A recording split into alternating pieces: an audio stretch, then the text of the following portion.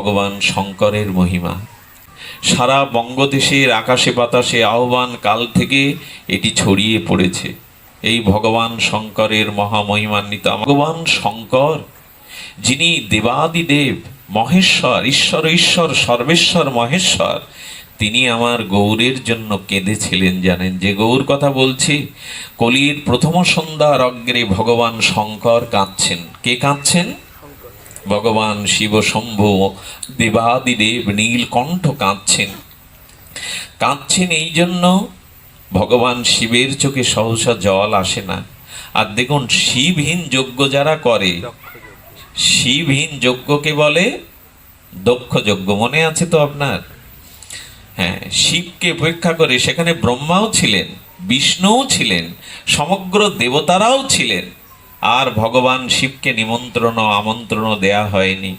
প্রজাপতি ব্রহ্মারই প্রজাপতি এই দক্ষ সেদিন কিন্তু সতী গিয়েছিল ভগবান শিবের। আমার কি মনে হয় জানেন, ভগবান শঙ্কর মাকে বুঝিয়েছিল জগৎমাতা সতীকে, কিন্তু স্বামীর এই আহ্বান নাশ অপমান সহ্য করতে পারেনি। এই জন্য সতী সেখানে গিয়ে যখন শিব নিন্দা শুনলেন, আর তিনি প্রজ্বলিত যাজ্ঞিক অগ্নি সৃষ্টি করে সেই অগ্নিতে আত্মাহুতি দিয়েছিলেন। ভগবান শিব কিন্তু প্রথমে ওখানে আসেননি।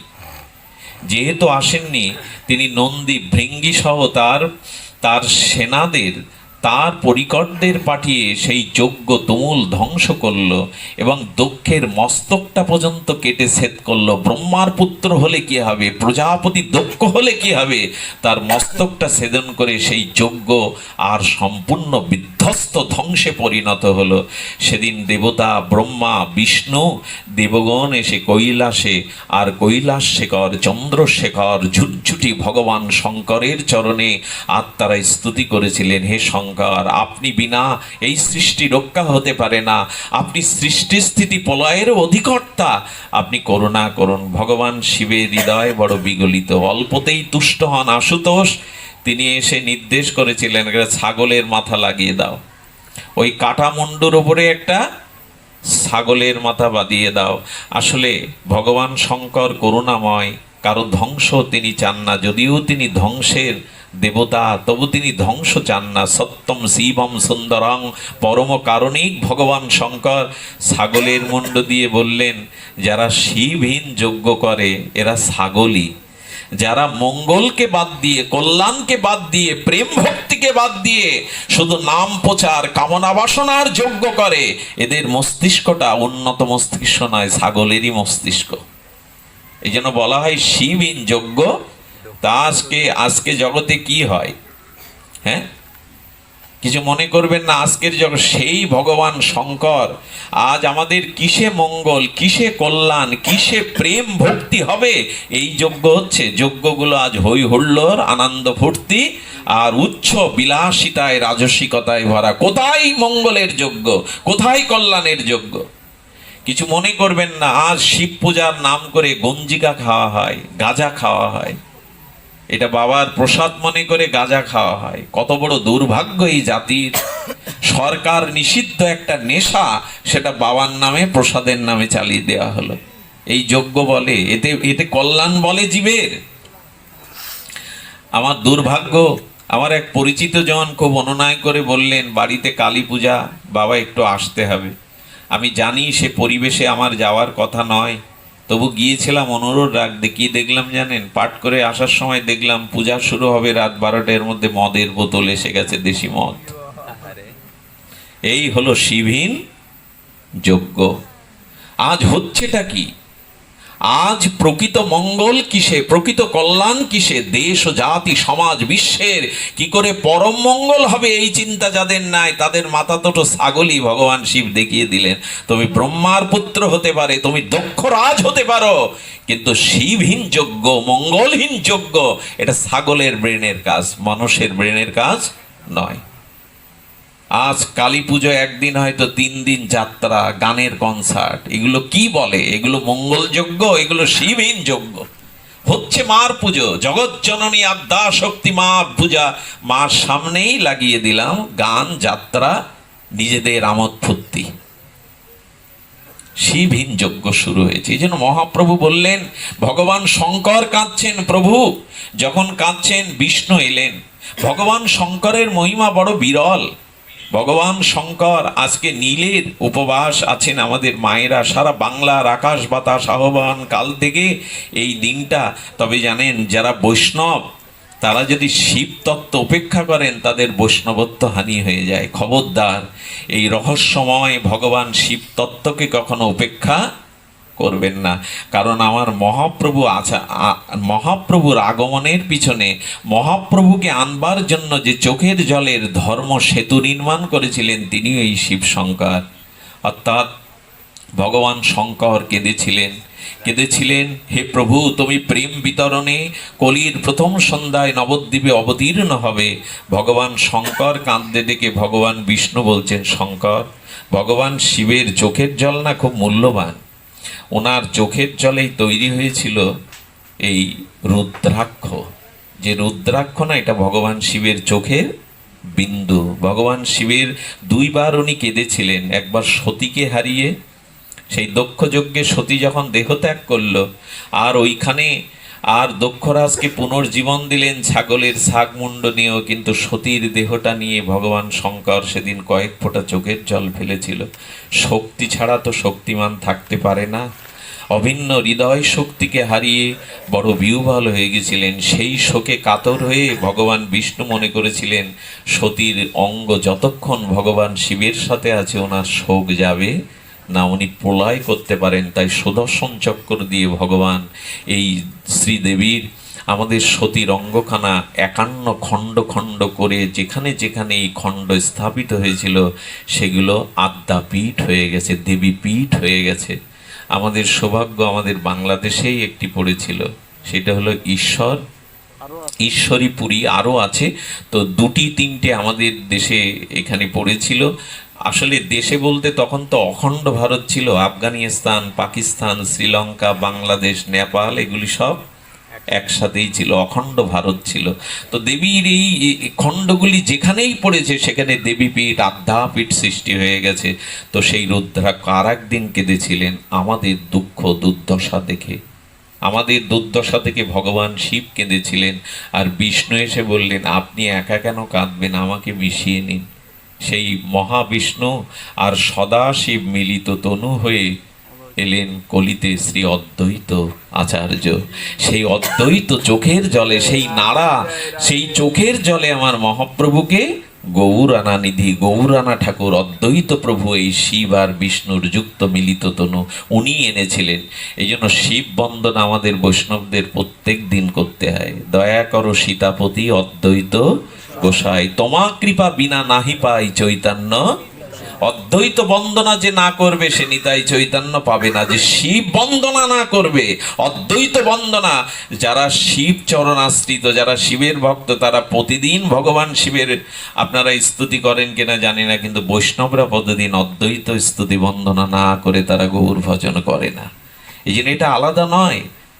বৈষ্ণবানাং যথাসম্ভব, নদ নদীর মধ্যে যেমন গঙ্গা, হিমালয় যেমন সুমেরুর মধ্যে যেমন হিমালয়, তেমন বৈষ্ণব মধ্যে হলেন বৈষ্ণবানাং যথা সম্ভব। আমার মতো মালা তিলকধারী বৈষ্ণবের সাথে আবার ভগবান শিবের বৈষ্ণবত্ব এক করে দেখবেন, অপরাধ হবে। উনি স্বয়ং বৈষ্ণব মূর্তি ধরেছেন। মধ্যম মূর্তি ধরে তিনি জগৎকে দেখালেন, একমাত্র নাম আশ্রয় করো, একমাত্র নাম আশ্রয় করো। এই ভগবান শঙ্করের আজকে যে নীলের উপোস, আজকে চারিদিকে যে ওম নমঃ শিবায় ধ্বনিত হয়েছে, এটাকে যেন আমরা গ্রহণ করি। কারণ ভগবান শিবের আদর্শ হলো, তিনি বিষ পান করলেও তার হৃদয়ে বিষ যায়নি, কণ্ঠেই থেমে গিয়েছিল। তার একটাই কারণ, ভগবান শিব বলেছিলেন, আমার হৃদয় জুড়ে আছে ভগবানের নাম, দিব্য রাম নাম। তো যেখানে ভগবানের নাম আছে, ওখানে বিষ তো যেতে পারে না, তাই কণ্ঠেই আটকে গেছে, কণ্ঠেই থেমে গেছে। যার হৃদয়ে মহাপ্রভু প্রদত্ত হরিনাম আছে, সেখানে বিষ ঢুকবে কি করে, বিষ প্রবেশ করবে কি করে? এই জন্য নাম, বুক ভরে নাম নাও, নিঃশ্বাস ভরে নাম নাও, হরিনাম হৃদয় সিংহাসনে বসিয়ে যাও, ওখানে বিষ যাবে কি করে? আচ্ছা, এত ফুল থাকতে ভগবান শঙ্করের কর্ণে ধুতরার ফুল কেন দেবেন উনি? ছোটবেলায় খুব ভালো লাগতো, মাইকের মতো দেখতে। আর ধুদ্র ফুল কেউ বাড়িতে লাগায় নাকি? এই আশেপাশে আনাচে কানাচে রাস্তার দুই ধারে কোথায় ধুদ্রের ফুল। ভগবান তুমি আর ফুল পেলে না? আর ফুল তো চরণে দেয় দেবতা, আর মাথায় দেয়, তুমি কানে কেন পরেছো? এ প্রশ্ন যদি আসে, কর্ণে কেন তুমি ধুদ্রা আর ফুলকে এইভাবে মাইকের মতো এটা দিয়ে দিয়েছ? ভগবান শঙ্কর বললেন, না এক কাজ করো, যে মাইকের মতো তো কানের অবয়বের মতো ধুদ্রার ফুলটা। আচ্ছা, ধুদ্রার ফল ফুল বেটে খেলে কি হয়? নেশা আছে, উন্মাদনা আসে, মাতলা মানে একবার পাগল পারা হয়ে যায়, যায় কিনা বলা আছে, একটা আবেশ আসে। তো বললেন তেমনি করে আমি কানে দিয়েছি কেন জানো? কানেও যদি তোমাদের হরিনাম সুধা হরিকথা ভেতরে যায়, তোমরা আমার মতো নামে মাতোয়ারা হবে, উন্মাদ হয়ে যাবে, তরঙ্গায়িত হয়ে যাবে। কানে শুধু এই নামামৃত দাও, কৃষ্ণ কথামৃত দাও, হরি কথামৃত দাও। তিনি পঞ্চমুখ এই নাম আস্বাদন করছেন। মাঝে মাঝে মা পার্বতী ডেকেও সাড়া পায় না, এমন যোগেশ্বর, এমন যোগে মগ্ন, মাঝে মাঝে মা পার্বতী ডেকেও সাড়া পান না, এত ধ্যানে মগ্ন, এত ধ্যানে বিমগ্ন।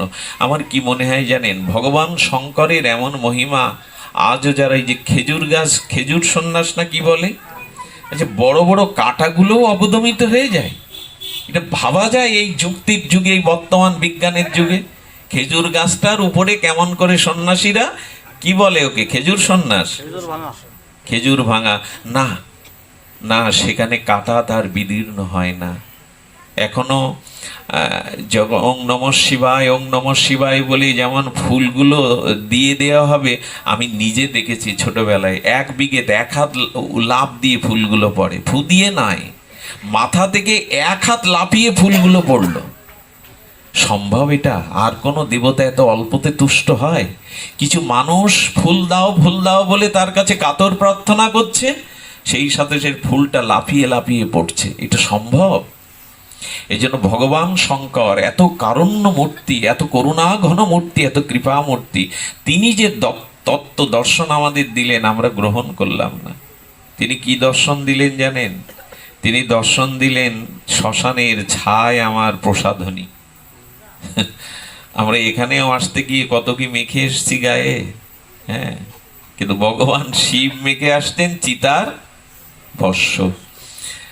নারদ বলছেন, মামা বিয়ে করতে যাবে, এদিন অন্তত একটু পাউডার মাখো, একটু সাজোগোজো, আচ্ছা একটা টোপর অন্তত পরো। ভগবান শিবের মহিমা দেখুন, সচ্চিদানন্দ বলে টোপর তো আছে। বলে কোথায় টোপর? বলে জটাটাই তো টোপর, জটার মতো আর টোপর কোথায় আছে? জটা পাকিয়ে বলছেন এটাই তো টোপর। হ্যাঁ, চুল বিন্যাস করেননি। মা কালীর ছবি দেখবেন, আদ্যাশক্তি দেবী পরমা বৈষ্ণবীর মা চুল বাঁধেনি, মা এলো কেশী, মা এলো চুল বাঁধেনি। মা প্রসাধনী মাখেন না, চুল বিননি করেন না। উনি যোগিনী, উনি মহা আরাধিকা, আরাধনা করছেন।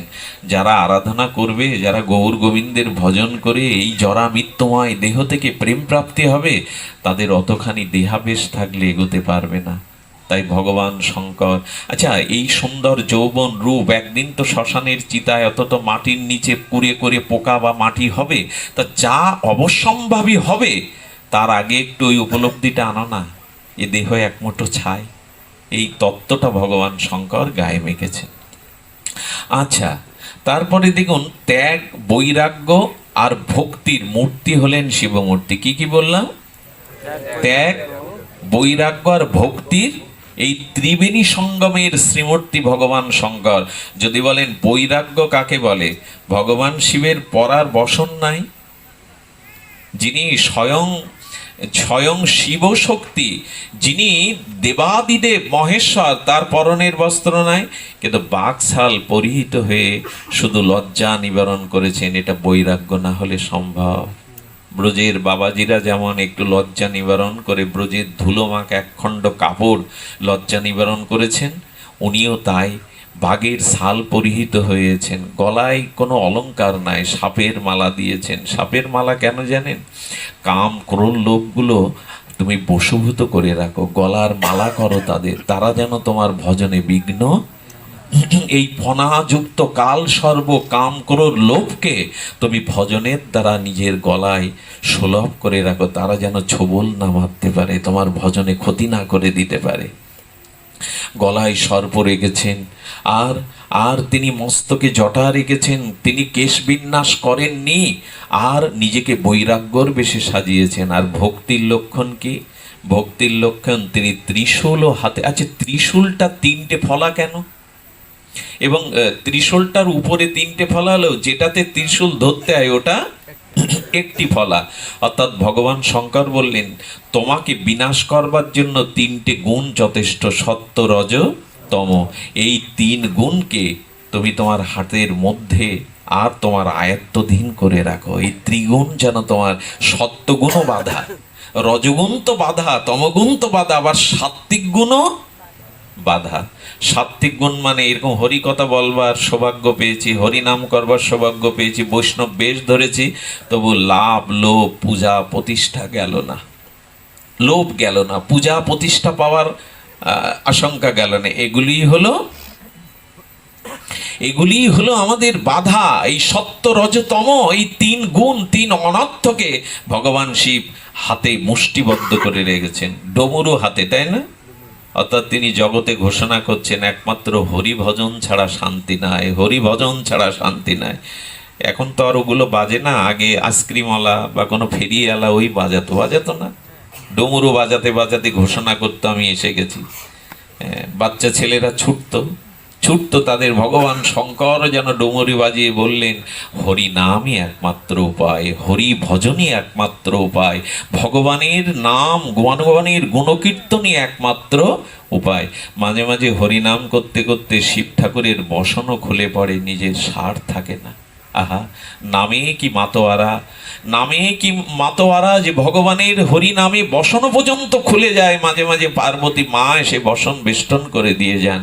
এই হলো ভগবান শঙ্কর। একটা অদ্ভুত কথা ইতিপূর্বে শুনিয়েছি, আমরা সংসারী জীব, আমাদের স্ত্রী পুত্র বিষয় আশায় সংঘাতময় জীবন। ভগবান শিব বললেন, সংসার ত্যাগ করতে হবে না কাউকে, আমিও তো সংসারী, সংসার ত্যাগ তোমাকে করতে হবে না, তুমি সংসারে প্রবেশ করো, তবে ধর্মের আশ্রয় করে তবে সংসারে প্রবেশ করো। ধর্মকে আশ্রয় না করে যদি প্রবেশ করো তাহলে ধ্বংস অনিবার্য। সেটা কি বলেছেন? বিবাহের দিন নারদ বলছেন, মামা, যে হেলিকপ্টার চালায়, হেলিকপ্টার সাতক্ষীরা পাওয়া যায় জানেন তো? উপরে হেলিকপ্টার না, সাইকেলের পিছনে একটা নরম সিট দিয়ে ওকে বলে আমাদের সাতক্ষীরার হেলিকপ্টার, একটা ঐতিহ্য সাতক্ষীরার। তবে এখন বিলুপ্তির পথে। তো বলছেন যারা হেলিকপ্টার চালায়, নারদ বলছে, মামা, তারাও বিয়ের দিন একটা মাইক্রো প্রাইভেট ভাড়া করে। তো তুমি ষাঁড়ের পিঠে উঠে বিয়ে করতে যাচ্ছ, মেয়ে দেবে তো? পার্বতীকে তুমি গ্রহণ করতে পারবে তো? ভগবান শঙ্কর বললেন, এটি ষাঁড় নয়, এটা ধর্মের প্রতীক। ভাগবতে প্রথমে এসেছে, বৃষ হলো ধর্মের, ধর্মের যেমন চারটি পা, ধর্ম, অর্থ, কাম, মোক্ষ, তেমন বৃষকে ধর্মের সাথে তুলনা করা হয়েছে। অর্থাৎ ভগবান শিব বললেন, ধর্মকে আশ্রয় করে সংসারে প্রবেশ করো, না হলে গুলিয়ে যাবে, জীবন ছন্ন ছাড়া হয়ে যাবে। আমরা আশ্রয় করিনি। আচ্ছা, কি মজা দেখুন, যেই ষাঁড়ের পিঠে উঠেছে সেই পেছন থেকে সব দেবতারা বললেন, ষাঁড়ের পিছনে উঠে যারা বিয়ে করতে যায় তার বরযাত্রী আমাদের হওয়ার দরকার। দেবতারা সব দলে দলে চলে যাচ্ছে। মামা বলছেন, মামা, নারদ তো রসজ্ঞ, বললেন, মামা, আগেই বললাম, এই দেখো, বললো ওরা আবার আসবে, তবে আমার বরযাত্রীর অভাব হবে না। ভূত প্রেত তো আছে, নন্দীভৃঙ্গি আছে, যারে দেখবেন বরযাত্রী কারা নেয়, কাদের নেয় সাথে? যারা পরমাত্মীয়, বন্ধু, সজ্জন, বান্ধব, তাদের নিয়েই তো একটা দিনের আনন্দ। কাঙাল, দুস্থ, অভাবী লোককে বরযাত্রী নিতে চায় না। ভগবান শিব বললেন, আমার শরণ যারা নেয় আমি বিচার করি না, ভূত প্রেতকেও আমি বরযাত্রী করে আমার সাথে নিয়ে, আমি কাউকে ত্যাগ করি না।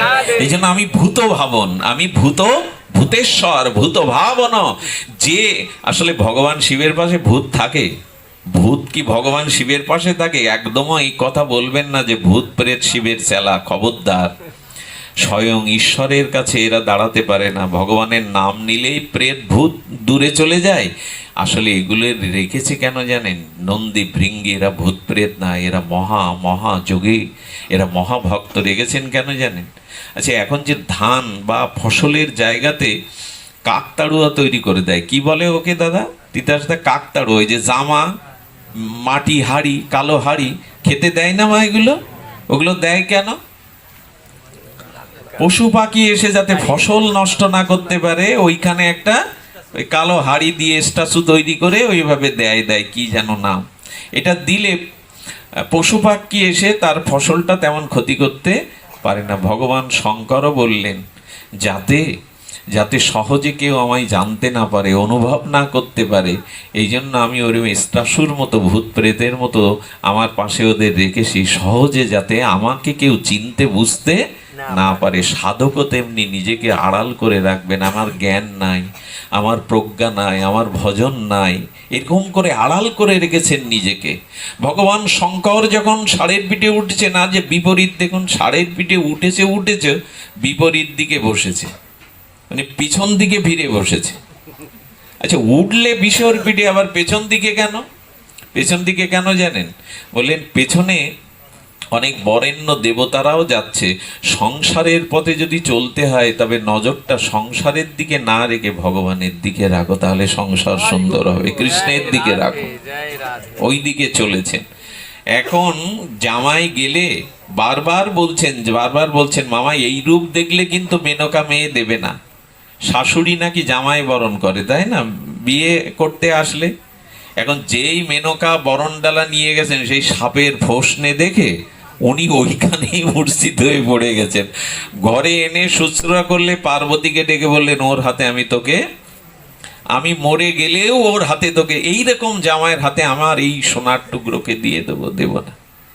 নারদ এসে বললে মামা তুমি কোনোদিন সহজ কথা বুঝবে না, এই সাপের ফোঁস করলে, বাঘের ছাল পড়লে, মামা তোমার আসল রূপটা দেখিয়ে দাও। এত কথা বলার এইটাই হলো মূল কারণ, তুমি তোমার সচ্চিদানন্দ বিগ্রহ রূপটা একবার দেখিয়ে দাও। শিব ঠাকুর বললেন আমি ভুল করিনি, যার মাথায় চাঁদ শোভা পাচ্ছে মাটির প্রদীপের আরতি কি করবে তার? চাঁদের স্নিগ্ধ কিরণের পাশে মাটির প্রদীপ তুলে ধরলে মাটির প্রদীপের একটু লজ্জা হবে না? এই জন্য তো পড়ে গেছে। তুমি আমাকে মাটির প্রদীপ দিয়ে কি বরণ করতে এসছো? আমার মাথায় তো চন্দ্র। এরপরে মেনকাকে দেখিয়েছিলেন সেই সচ্চিদানন্দ, কর্পূরের মতো গায়ের রং, সচ্চিদানন্দময় ভগবানের শঙ্করের চিন্ময় তনু। এটা দেখেই প্রেমে বিবাহিত মেনকা বলেছিলেন আমাকে ক্ষমা করুন হে ঈশ্বর, আমি আপনাকে বুঝতে পারিনি, সচ্চিদানন্দ তত্ত্ব জানতে পারিনি। এরপরে পার্বতীকেই তার গলে দিয়ে দিলেন। এই জন্য ভগবান শঙ্কর এই রূপটা নিয়েছেন, নশ্বরতার রূপ। তত্ত্বকে জানিয়েছেন সংসারটা মজে যেও না, সংসারেই সব নয়, স্ত্রী পুত্র।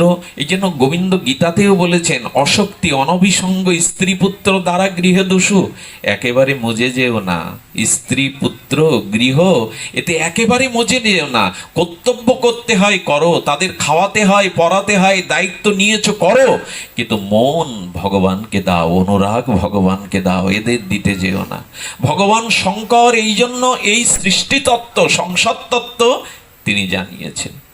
বারবার বললেন হরি নাম জপ, হরি নাম সংকীর্তন, এগুলি হলো মূল উপায়, এগুলি হলো মূল উপায়। আচ্ছা, কাম যেদিন ভগবান শিবকে পরাস্ত করতে গেল, মদন গেল না, কাম পরীক্ষা করতে গেল, ব্রহ্মাকে পরীক্ষা করে ব্রহ্মা ফেল, দেবতারাও ফেল, ভগবান শঙ্করের কাছে কাম গেল। পঞ্চম বাণ আর তিনি নিক্ষেপ করলেন। পঞ্চম বাণে সরাঘাতে ভগবান শিব তখন ধ্যানে মনে করছেন তোর এত বড় সাহস, কামকে বলছেন, কদ্দর্প কামকে বলছেন তোর এত বড় সাহস, তুই আমাকেও ধ্যানভঙ্গ করানোর জন্য এসেছিস। ভগবান শঙ্কর তার ত্রিনয়ন থেকে অগ্নি দিয়ে কামকে পুড়িয়ে দিলেন, ভস্ম করে দিলেন। যদি ভজন না থাকে, সাধন না থাকে, হরিনাম হৃদয়ে না থাকে, তবে কামে তুমি পুড়বে, কামকে তুমি পোড়াতে পারবে না। এই তত্ত্বই ভগবান শিব জানিয়ে দিলেন। হৃদয়ে যদি ভগবত প্রেম থাকে, হৃদয়ে যদি ভজন থাকে, তখনই তুমি কামকে পোড়াতে পারবে, তা না হলে কাম তোমাকেই। আমাদেরই তো শেষ করে দিল এই দুর্জয় দুর্তেজ্য কামে। আজ জগৎটা ভাসছে কামের দ্বারা। বন্যা এলে যেমন সব জায়গায় জলময় হয়ে যায়, আজ কামের দ্বারাই জগৎটা ভাসছে, কামময় জগৎ। আর যে শিশুটি এখন জন্ম নিচ্ছে, এই বাতাসটা তার গায়ে লাগার সাথে সাথে জগৎটাকে মোহগ্রস্ত করে দিচ্ছে, কামময় করে দিচ্ছে। এই জন্য এই কামময় সংসারে কামকে, মদনকে দহন করতে গেলে ভগবান শিব বললেন ভজন করো। তবে ভগবান শিব মদনকে পুড়িয়ে স্বস্তি পাননি। উনি মুখে কথা বলেছিলেন, আমি বড় ভুল করে বসলাম, আমি কামের দেহটা পুড়িয়েছি কিন্তু কামকে নিঃশেষ করতে পারিনি। অতনু হয়ে গেল। তনু নেই, দেহ নেই, কামকে দেখা যায়? কামকে দেখা যায় কি? দেখা যায় না, কিন্তু কাম অতনু হয়ে গেল, শরীর নেই, অতনু। ভগবান শিব বললেন, কামকে না পুড়িয়ে যদি কামকে আমি জয় করতে পারতাম, কামকে পরাভূত করতে পারতাম, সেইটা করেছিলেন ব্রজেন্দ্র নন্দন মদনমোহন ভগবান অখিল রসামৃত কৃষ্ণ।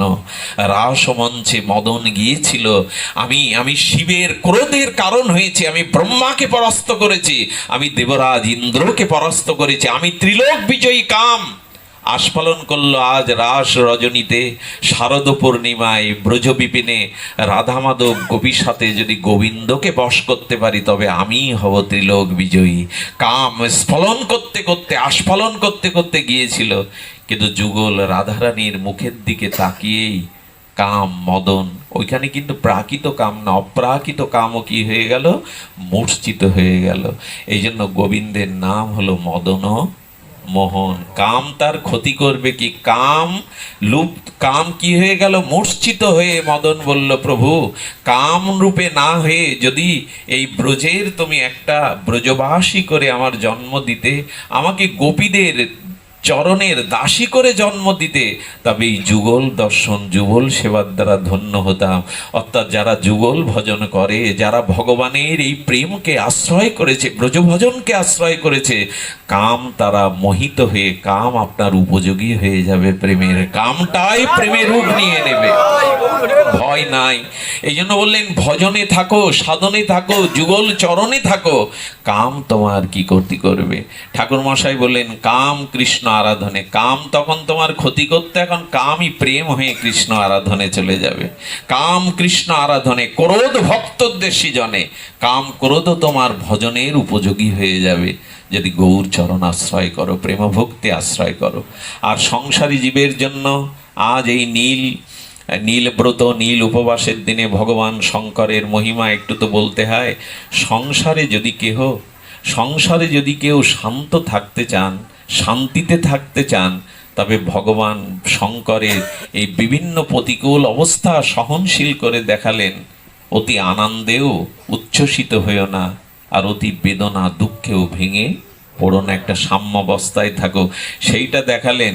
আমার কপালে আগুন আবার মাথায় গঙ্গা, জল আর আগুন আমার একসাথে, দেখো আমি কিভাবে বশ করে রেখেছি। বললেন মাঝে মাঝে আগুনও জ্বলবে, আবার শীতলতা আসবে, তুমি শান্ত থাকো। কি অপূর্ব উপদেশ! মাথায় গঙ্গা বইছে ভগবান শিবের জটায়, আর কপালে অগ্নি। আগুন আর জল একসাথে থাকে, উনি নিয়ন্ত্রণ করে রেখেছেন ভজনের দ্বারা, ভগবত তপস্যার দ্বারা, ভজনের দ্বারা নিয়ন্ত্রণ করে রেখেছেন। আবার দেখুন ভগবানের মস্তকে আছে কি? চন্দ্র, অর্থাৎ সুধা। চন্দ্রের নাম হলো সুধাকার, ওতে অমৃত ঝরে। আবার কণ্ঠে আছে বিষ, বিষ আর অমৃত একই সাথে ধারণ করে বললেন সংসারে সুখও আছে, দুঃখও আছে, আনন্দও আছে, বেদনাও আছে, এখানে অমৃতও আছে, বিষও আছে। এ দুটিকেই মেনে নাও, শুধু সুখ চাইবে তা হবে না, দুঃখটাকেও মেনে নিতে শেখো। আচ্ছা বাদ দিন, ভগবান শঙ্কর গলায় সাপ, আর তার গজানন পুত্রের বাহন কি? আচ্ছা বাহন কি বাবা? ইঁদুর। তো ইঁদুর আর সাপ এক জায়গায় থাকবে? ভগবান শঙ্কর বললেন সাধনার দ্বারা, হরিনামের দ্বারা এদের দুজনকেও বশ করে রেখেছি। কেউ ফৌসও করে না, কেউ কাউকে খায়ও না। বোঝা গেল তত্ত্বটি? আচ্ছা ময়ূর আবার খায় সাপকে, সেই কার্তিকের বাহন। আবার ভগবান শিব বললেন সাপও নামবে না আর ময়ূরও ওকে। আচ্ছা ভগবান শিবের বাহন আমরা একটু আগে জানলাম বৃষ, আর মা দুর্গার বাহন তো সিংহ আর বিষ এক জায়গায় থাকবে কি করে? এত প্রতিকূল অবস্থাতেও ভগবান শঙ্কর ধ্যানমগ্ন, শান্তায় ও কারণাত্রয় হিত হবে, তিনি শান্ত। অর্থাৎ আমাদেরকে সংকেত দিলেন না, যে অবস্থায় থাকো অনুকূল প্রতিকূল পরিস্থিতির মধ্যে নিজেকে শান্ত থাকো। আমার ভালো লাগছে, আমার কার্তিকদা এসেছে, আমাদের শ্যামলদা বা আমাদের মকসেদপুর ভাঙা থেকে অনেকেই এসেছেন। ওনার মা গত হয়েছেন, উনি অশৌচ দশাতেও আমি তাকে নিষেধ করলাম, দাদা ভোরে উঠতে হয়, আপনি আপনার মানে যেটা মালসাদি করতে হয়, আপনি কেন আসবেন? বারবার খুব গলা কণ্ঠটা ধরে গেছে, মা গেছে, কিন্তু সাধু সঙ্গ না করলে না শান্তি পাচ্ছি না, হরিকথা না শুনলে না শান্তি পাচ্ছি না। তা মাতৃ শোকের মধ্যেও তার এই চেতনাটা যে সাধু সঙ্গ করলে, হরিকথা শ্রবণ করলে আমাদের চিত্ত শান্ত হবে। আমি অনেকেই আজকাল একটু অর্ধেক ধর্মকর্ম করার পরে জীবনে যখন কোনো বিষম সময় আসে, পরীক্ষা আসে, হয়তো পুত্র মারা গেল, হয়তো পিতা মারা গেল, কোনো অ্যাক্সিডেন্ট হলো, তখন বলে বসে ভগবানকে অনেক ডেকে দেখেছি, আর ডাকবো না। অনেক এরকম আছে, মানা চেনা করেন, আশা আকাঙ্ক্ষা পূর্ণ হয় না, তো বলে ওসব করে দেখেছে আর ভগবান নেই, বয়ে গেল তাতে ভগবানের। আপনি না ডাকলেও ভগবানের 1 ইঞ্চি বাড়বেও না, আর আপনি ডাকলেও তিনি যা তার থেকেও বাড়বে না। তো এই অভিমান ভালো না, এত ডাকলাম, এত করলাম, এই শুনলো না, এই হলো না, মামলায় জিতে গেলাম না, অসুখ বিসুখ সারলো না।